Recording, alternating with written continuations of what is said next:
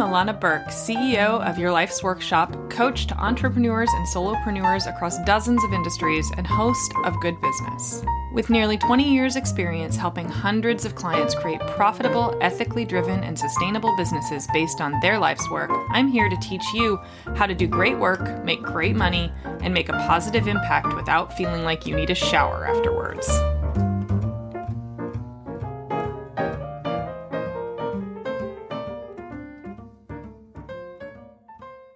All right. Welcome back to the Good Business Podcast. I'm your host, Illana Burk, and today we are talking about the most significant pothole in failing to implement solid plans. But today, instead of talking through my standard problem, action, solution, wrap-up cadence, I'm going to tell a little story before we get to the actual pothole that's the punchline at the end. So bear with me here. I think you'll enjoy it. It's not too long, I promise. So I have done a lot of planning in my line of work. I mean, I'm a strategist, so it kind of comes with the territory. It's pretty much my whole thing, right? And before clients work with me, most of their strategic planning sessions go something like this. I need something new, or I have a problem.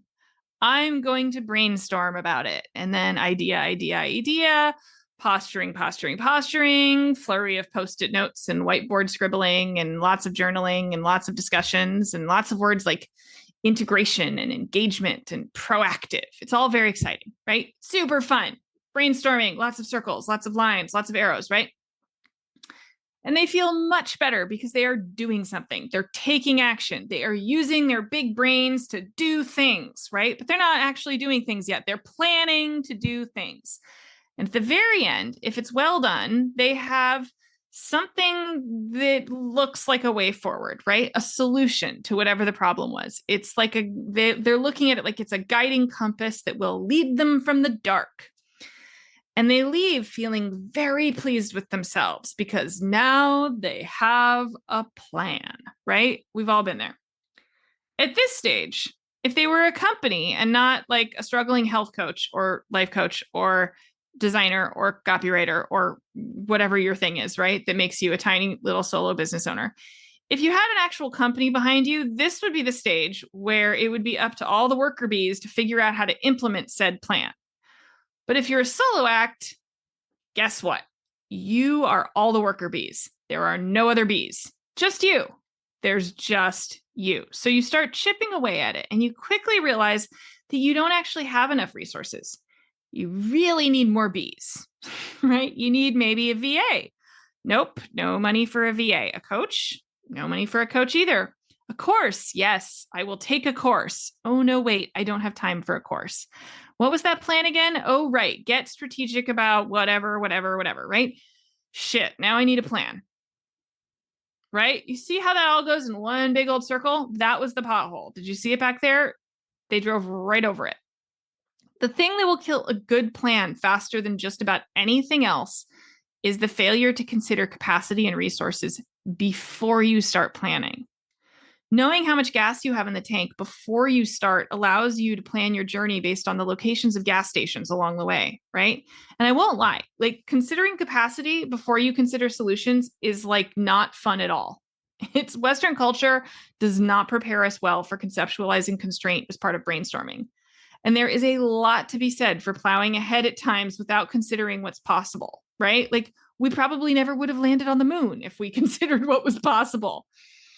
But a lot of times those big swings are like, they actually have the capacity to figure it out, right? We can go, hey, that's not possible. I have no idea how we're going to do that. But billions and billions and billions of dollars are available to figure it out. When you don't actually have the capacity of resources that way, that's what we're talking about. So we're not talking about flying to the moon.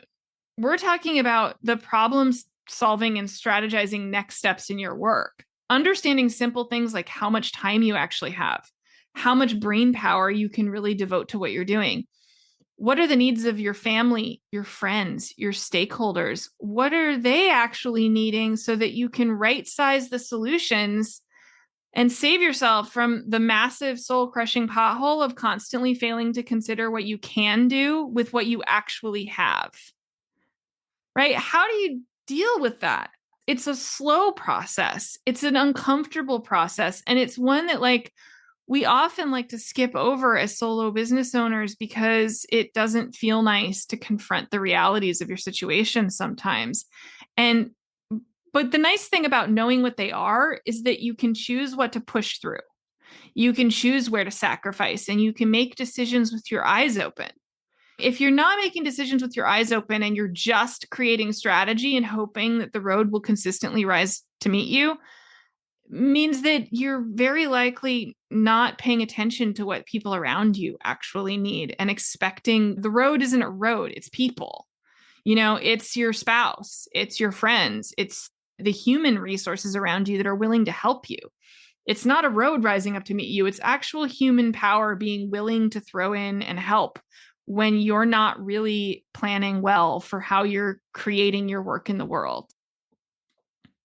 You have to stop and think about that and do the hard work before you start coming up with solutions of recognizing okay, I want to do more social media.